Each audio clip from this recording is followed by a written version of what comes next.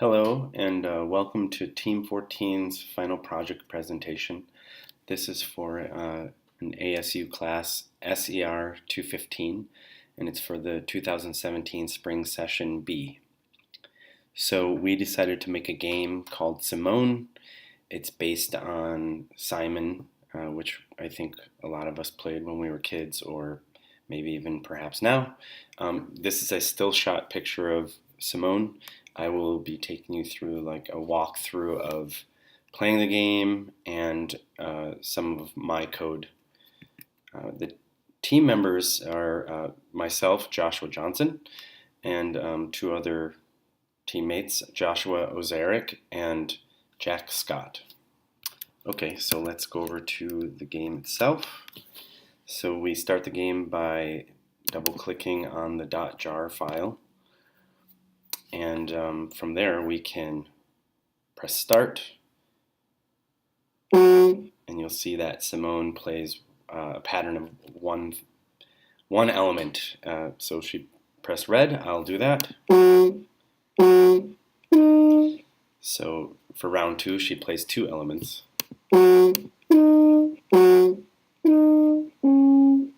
And so on and so forth. There's three. I'll see how far I can get. It gets very challenging after a while.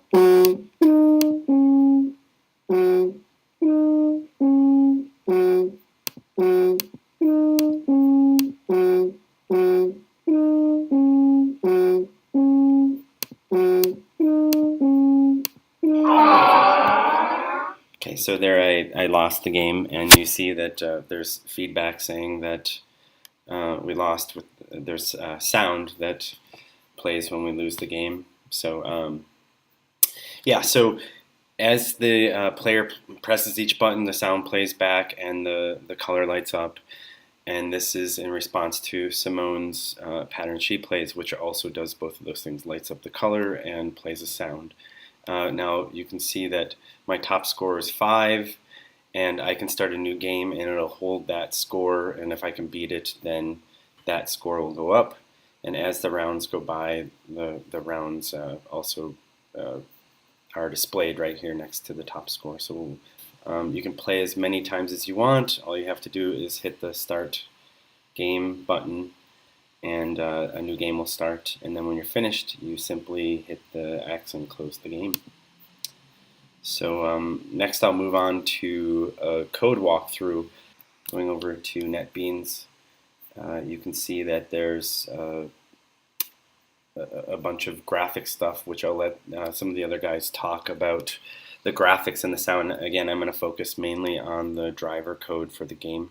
So I have a couple of variables up here which are related to locking out the user's input when the pattern is playing, so that we don't get like false hits. Josh O also worked on some of that stuff. And then I have other variables here that are just basically storing strings for when the user inputs the value or when Simone plays back value, which I'll show you a little bit of how the functions work with this below. So again, this is a lot of graphic and also sound code. So getting down to our main. So I start with a while loop, and basically this first while loop is so that the user can play an unlimited amount of games until they decide to quit by closing with the red X that's built into the Windows OS. So this loop right here allows for that. The second loop is basically like a polling loop that just keeps looping until the start game string is turned, or I'm sorry, the start game boolean is turned to true. So that allows us to get out of this loop and the game to start. So it's basically a holding pattern. This next code here is where I generate the array of strings. I use a random number generator, and each slot in the array will have a string coded to red, yellow, green, or blue, and this will determine Simone's playback pattern. I immediately generate 18 of them because there's 18 rounds in the game, and then each round I play one more than the previous round, starting with one color as the first round. Hopefully that makes sense. And then during rounds 5, 9, and 13, the pattern speeds up. So I guess another thing I should mention is that I put in a thread sleep timer. So for a while I played with the timer and the timer task functions to make this work, and that was a huge headache. I mean, it cost many hours of figuring out that that was not the right way to do this.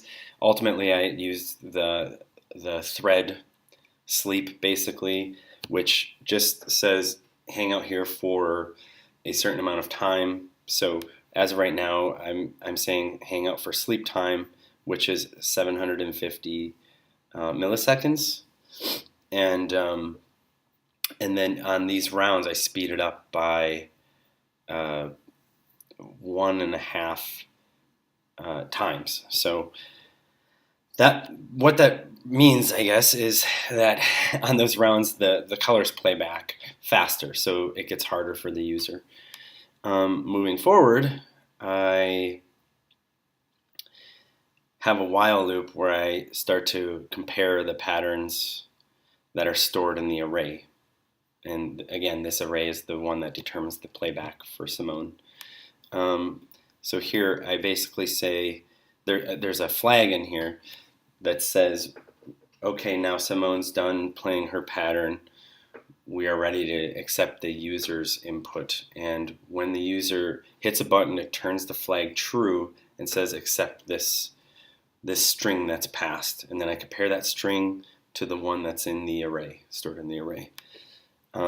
After that, if the user's pattern is correct,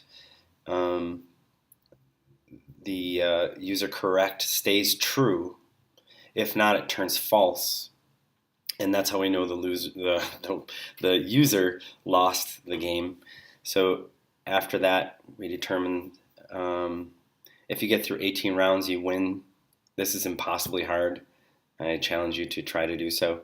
And when you lose, which you most likely will, we play back the sound, the awe sound, and if you win, we play back the clapping sound. And Josh O will go into the details of the sound a little bit later, but that's ultimately what happens.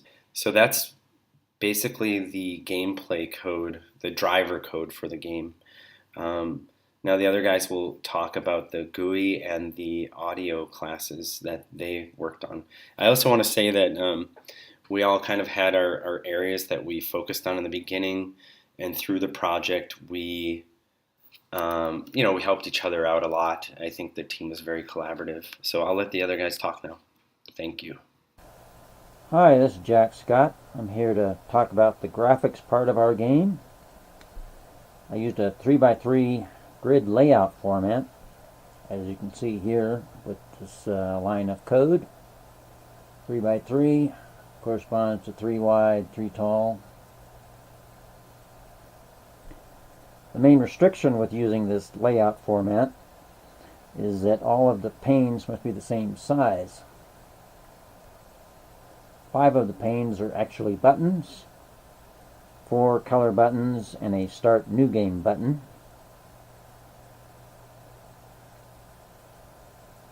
And here is where the colors are set for these buttons. And these buttons correspond over here.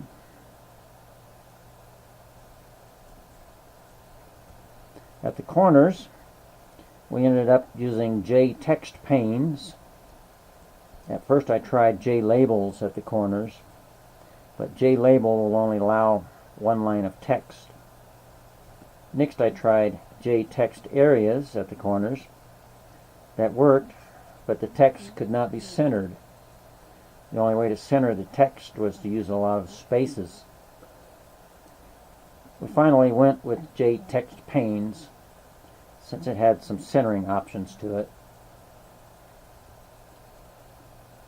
The start button, as well as the corner panes, all have a set font feature for size and font of the text located there. And here's an example of that. You have your font and your size here. And you can see in the game there are numerous size letters throughout the game. They're all well centered. Well, I hope you enjoyed our game. I had a great team to work with. Many thanks to Josh and Josh for all their hard work. That's all for now. My name's Joshua Ozaric. I was with Group 14, making Simone.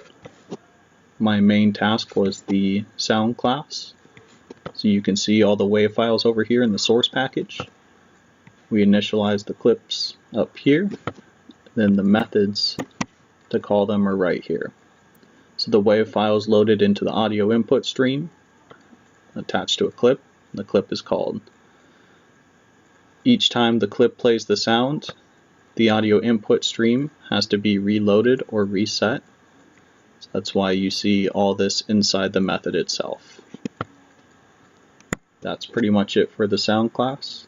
Thank you for watching the video for Group 14.